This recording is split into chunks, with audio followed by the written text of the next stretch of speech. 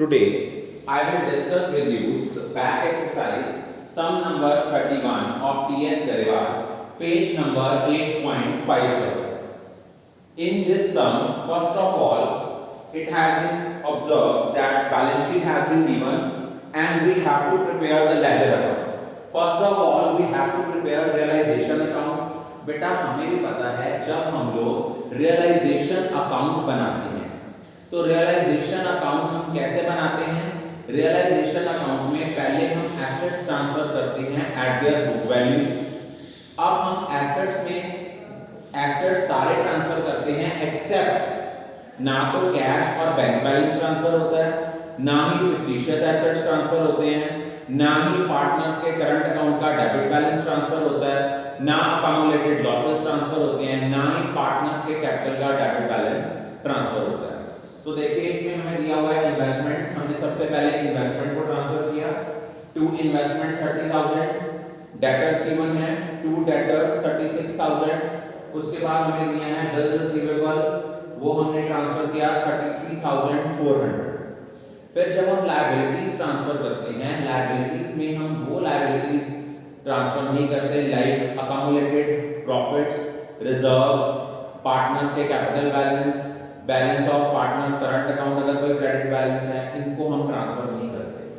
Creditors से by creditors transfer किए 40,000 के, बिल्स पेबल थे, बिल्स पेबल ट्रांसफर किए 40,000। उसके बाद वहां हमें दो लोन दिए हुए हैं, हमारे दो पार्टनर हैं, one is Yogesh, another is Naresh. अगर हमें पार्टनर का लोन अकाउंट दिया है बेटा, पार्टनर के लोन अकाउंट को हम कभी भी ट्रांसफर नहीं करते हैं रियलाइजेशन में, उसकी अलग पेमेंट करते हैं। लेकिन अगर पार्टनर की वाइफ ने लोन दिया है, that will be treated as an external liability, that will be transferred, वो है by Mrs Yogesh loan account. और मैंने आपके साथ डिस्कस करा था, अगर किसी एसेट के अगेंस्ट कोई प्रोविजन या रिजर्व है, उसको हम सेपरेटली ट्रांसफर करेंगे on credit side. In the same in the question investment fluctuation reserve दिया है, इसको हमने रियलाइजेशन अकाउंट की क्रेडिट साइड पे ट्रांसफर किया विद 8,000। फिर उसके बाद उसने लिखा है debtors realised rupee 30,000 by bank, debtors आ गए 30,000 के। उसके बाद लिखा है investment has been taken over by Naresh at 26,000।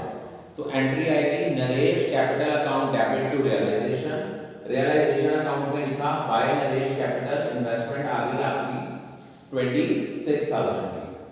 उसके बाद उन्होंने हमें गिवन दिया हुआ है कि हम लोगों ने लायबिलिटीज के बारे में कुछ कहा गया है या नहीं कहा गया। Even the question is silent, liabilities की पेमेंट करनी है, क्रेडिटर्स हैं, बिल पेबल है। वहां लिखा हुआ है कि हमारे जो क्रेडिटर्स और बिल पेबल हैं they were paid after 2 months, लेकिन हमने उनको immediately पे कर दिया 15% पर एनम डिस्काउंट लगाया।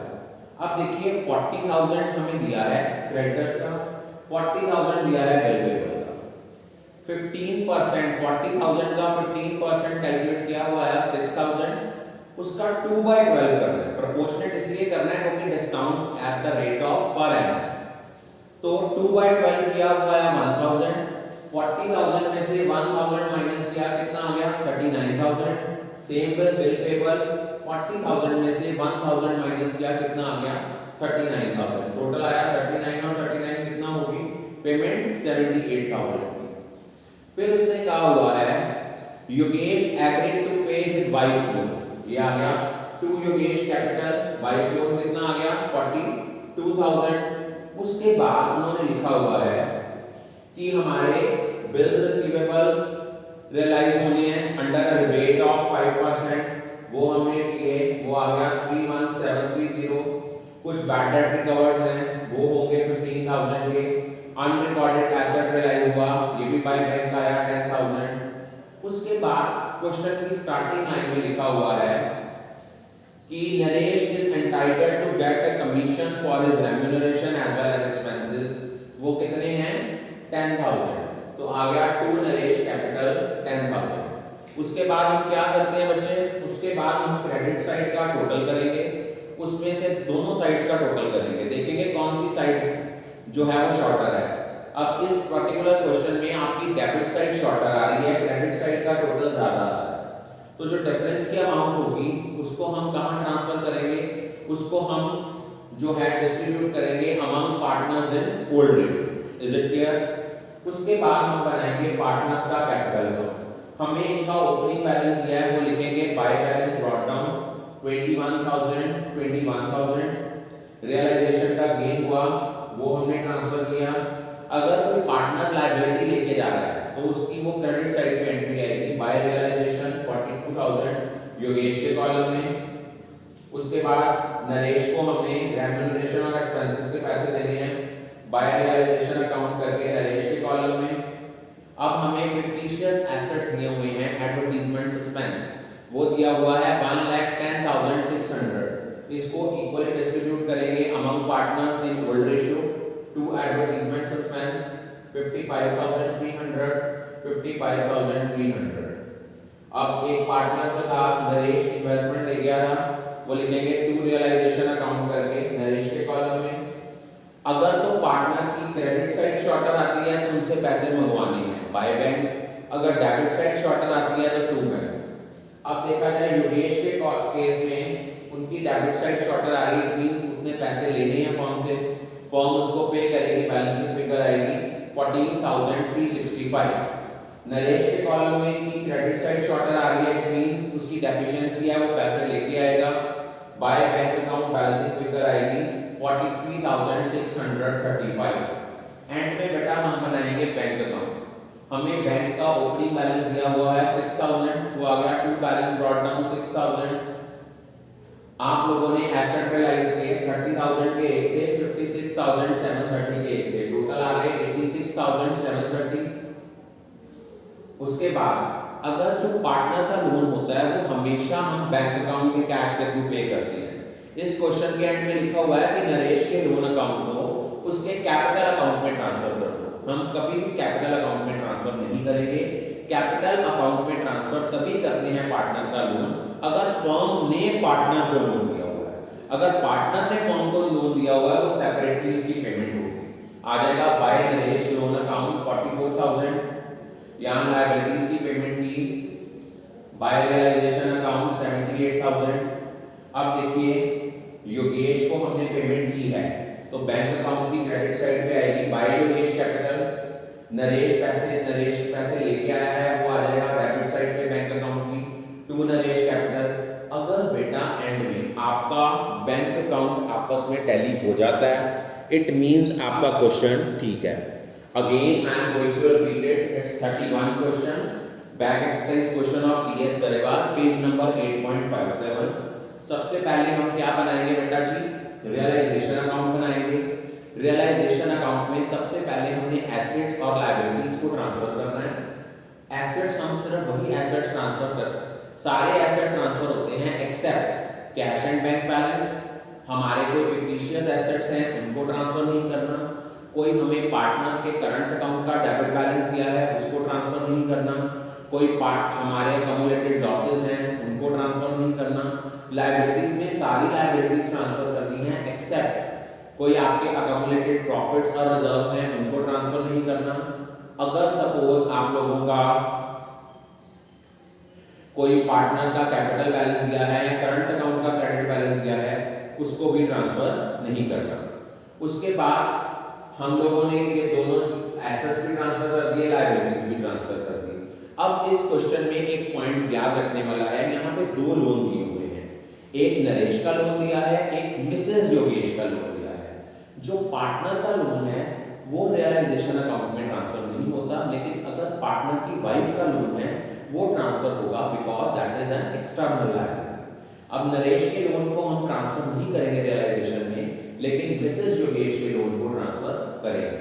और मैंने आपके साथ डिस्कस किया था एसेट के अगेंस्ट क्रिएट किया हुआ कोई भी प्रोविजन और reserve that will be transfer to the credit side of realisation account, जैसे हमने यहाँ किया बाय इन्वेस्टमेंट फ्लक्चुएशन रिजर्व।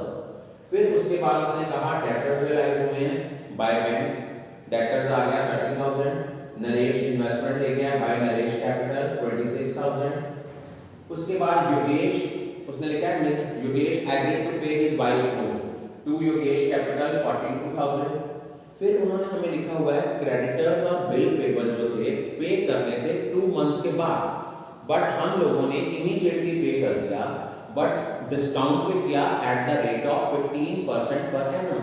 हमारे क्रेडिटर्स दिए हुए थे बेटा 40,000 के, बिल पेबल भी 40,000 के थे, तो 40,000 का 15% पूरे साल का डिस्काउंट आया 6,000। हमने सिर्फ कितने मंथ्स का लेना है, 2 मंथ्स प्रायर पेमेंट की है, 2/12 दैट इज 1/6, वो हो गया 1000। 40,000 में से 1000 माइनस आया या तो क्रेडिटर्स का भी 39,000 पेमेंट किया और बिल पेबल की भी 39,000 पेमेंट किया है। क्वेश्चन के बिगनिंग में लिखा था कि Naresh is entitled to get commission for remuneration as well as expenses 10,000, वो लिख दिया टू नरेश कैपिटल। फिर लिखा था bill receivable received at a rebate of 5%, वो माइनस करके जो अमाउंट आई वो आ गया by bank bill receivable. Bad debt recovered हुए हैं 15,000 के। अनरिकॉर्डेड एसेट्स हैं, ये आपने यहाँ पे क्रेडिट साइड पे शो कर दिया। उसके बाद हम लोग दोनों साइड का टोटल लगाएंगे।